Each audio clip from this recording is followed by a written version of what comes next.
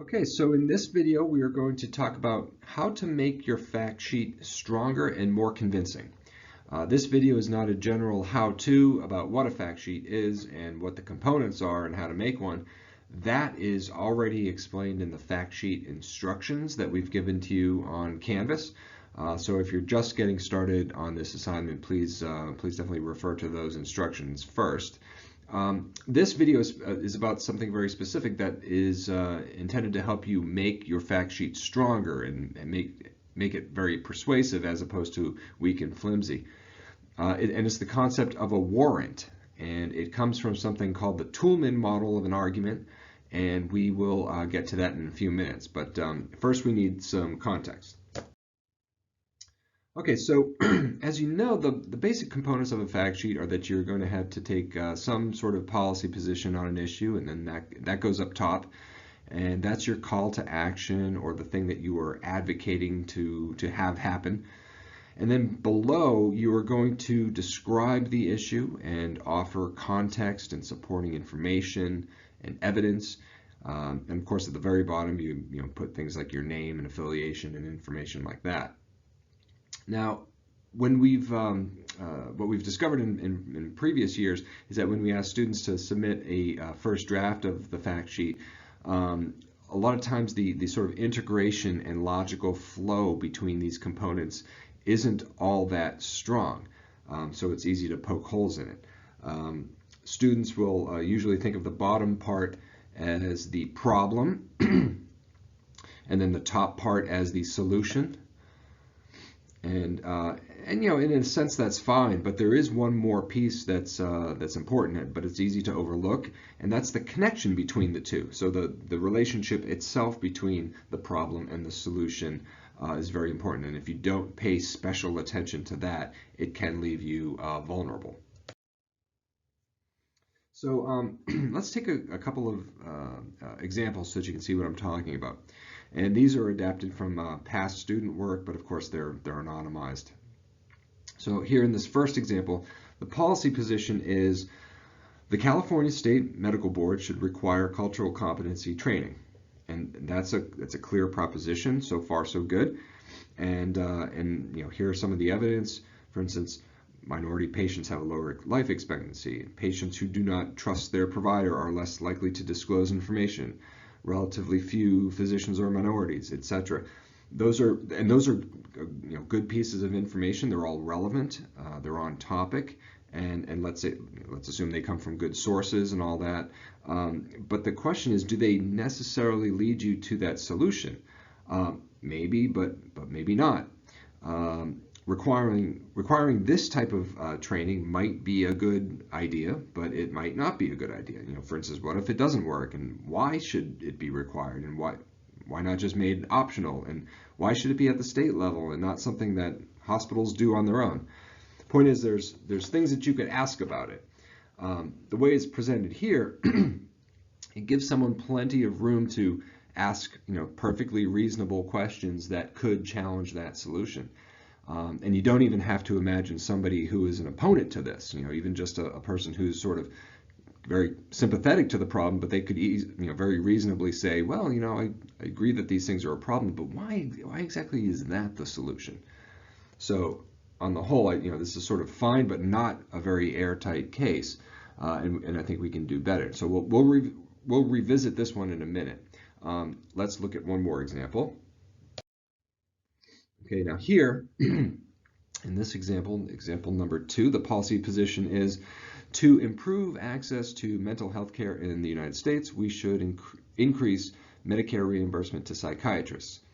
And then some of the evidence underneath it is serious mental illness affects lots of Americans. Among adults with a serious mental illness, only some receive care. An inability to get care leads to higher suicide rates, and so forth. Again, all this information, it's on topic, and let's say it's all comes from reputable sources. So it's fine, but again, why should someone be willing to make the leap, that logical leap with you, that increasing reimbursement is the solution? Why not some other solution? Like, why not? Why isn't the solution to give researchers more money to search for better cures?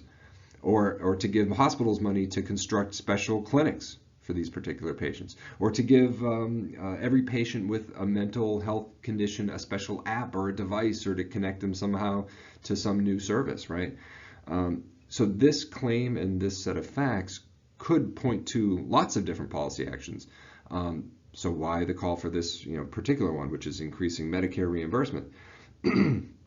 Again, a good way of testing out how well your whole fact sheet kind of hangs together logically is to imagine someone coming along and saying, well, look, I agree that we need to improve access to mental health care, but it's not apparent to me that that's what we need to be doing. So again, fine, but not exactly an airtight case. We can do better. And this is where the Toulmin model of an argument comes in. The Toulmin model, real quickly, it was developed by a British philosopher by the name of Stephen Toulmin. His dates are 1922 to 2009.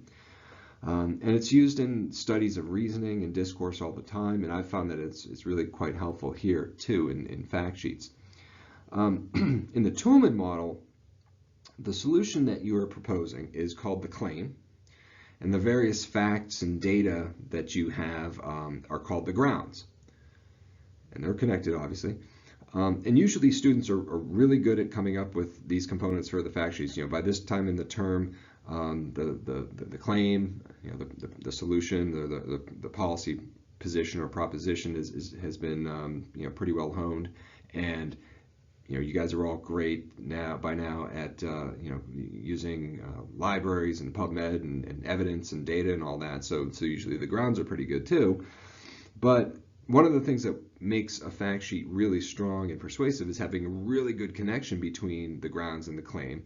And in the Toulmin model, that thing has a special name. It's called the warrant. And it is the reasoning and the backing for why those grounds lead to the claim that you want to make. Just to illustrate this, I'm trying to apply this to a really simple example, and then we can go back to apply it to the two health policy examples. So here's a trivial one. Imagine you have at your disposal a whole bunch of facts about rain and weather and lightning. It started to rain. The forecast calls for thunderstorms. That means lightning. Lightning is dangerous. People die from getting struck by lightning, etc. And now you're trying to figure out what to do with all those facts, and you consider pushing the claim or the proposition that we should eat our lunch indoors today. Okay, well that bit of reasoning that you're relying on there, does it make sense? Some connection between the grounds and the claim would be helpful. That's the warrant. And the warrant in this case is going to be something along some sort of understanding or knowledge that buildings protect people from bad weather, such as lightning, right? So that's the kind of the glue that makes the grounds kind of stick to the claim and travel together.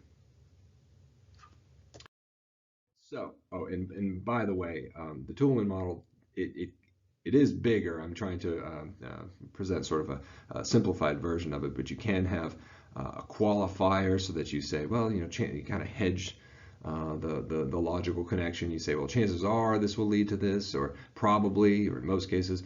And then you can also have something on the after the claim where you try to exclude certain cases where it won't work. That can be a rebuttal. And then there's also a piece called the backing that's the facts and evidence that back up the warrant, because that needs support too. So in the full model it looks a little bit more like this, but the more simplified model is perfectly fine for our understanding and our purposes.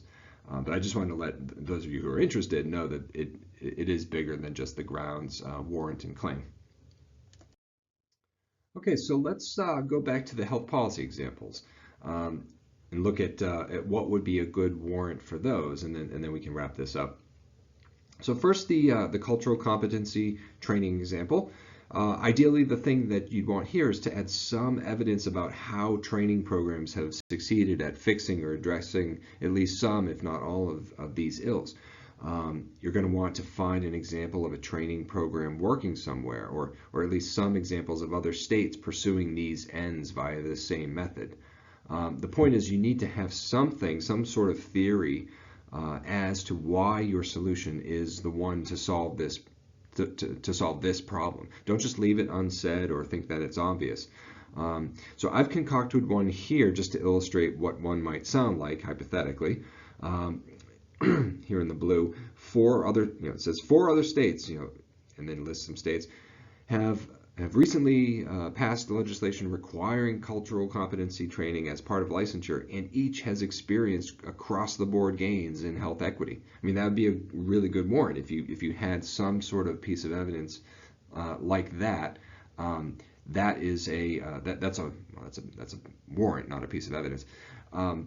And a good place to put that is at the end of the grounds. In other words, at the bottom of the list of facts, because it's not just a regular fact, a regular piece of evidence. It's the connection between all the other pieces of evidence and your solution. Let's go to the second example. So in this example, again, ideally what you'd want is to include some sort of warrant, like, in a national survey of psychiatrists who currently do not accept Medicare, 82% said that they would accept Medicare and see more patients if reimbursements were increased by 20%, and 90% said they would do so if reimbursements were increased 25%. So I totally make that up. But the thing is, this serves as a connection, more of like a connecting theory as to why increasing Medicare reimbursement is going to make a difference for the problem that you've laid out with all those good evidence points, all those things that we ought to be concerned about. This explains why this solution is the solution to solve those. Okay, now to sum up, just quick here, some tips basically. First, test the strength of the logic in your fact sheet. Try to reverse engineer the logic between the grounds, that's the evidence, and your claim, the policy position. And a good way to do this is to kind of do this test. Say to yourself, well, look, if you didn't already know what your claim is, would you be able to guess it based on just the grounds that are in the fact sheet? So sort of like cover up the claim, your policy solution, and then look at the grounds that you provided and say, do these really point to this really strongly, or are they kind of disconnected? And then next, imagine how a sympathetic skeptic, you don't have to imagine a really hostile opponent here. Just imagine a sympathetic skeptic coming along and saying, well, I agree that there's a problem, but I'm not, it's not clear to me that policy is really going to solve it. And a lot of times we assume that getting someone to agree to that something is a problem is the biggest challenge in this, but that isn't always the case. Sometimes they'll agree that you've identified a real and genuine problem, and that this thing, this disease really is that prevalent, or this condition, that this problem is that big, but they have other ideas about what a good solution would consist of, and so that can be sometimes your sticking point. Don't just assume that it's with convincing people that a problem exists. You also have to convince them that your solution is the best way forward. And then number 2 here, remember the Toulmin model and consider that what things would make for a good warrant, and try to look for those. A lot of times examples of past successes work as good warrants, but you might not be able to find one for your particular issue. And if there isn't a prior success story, you might have to look for some sort of close analogy. Maybe there's a different disease but has some similarities in some sense, or it's the same kind of problem, but it might be in a different setting, or a different country experienced a problem. They went about it maybe a little bit different. They have a slightly different context, but it's close enough. Having something along these lines to serve as a good warrant is better than no warrant at all, for sure. So anyway, that's it for this video. I hope this helps you with your fact sheets, and I will see you in class.